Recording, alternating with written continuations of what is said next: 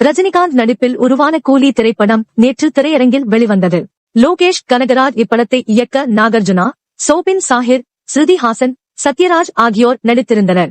கலவையான விமர்சனங்களை சந்தித்தாலும் கூலி திரைப்படம் வசூலில் முதல் நாள் மாஸ் காட்டியுள்ளது.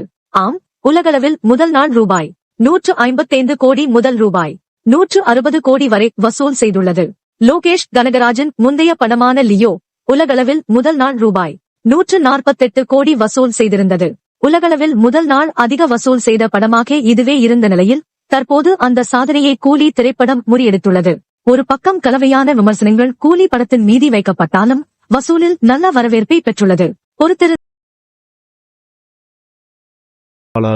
100 கோடிக்கு மேலாக வசூலித்து அசைத்திருக்கிறது.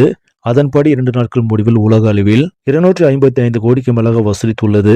உள்நாடு வெளிநாடு என அனைத்து இடங்களிலும் பாக்ஸ் ஆபீஸில் பட்டியை கிளப்பி வரும் கூலி திரைப்படம் முதல் வார முடிவில் 500 கோடியை கடக்கும் என்ற எதிர்பார்ப்பும் உள்ளது. என்னதான் படத்தின் மீது ஒரு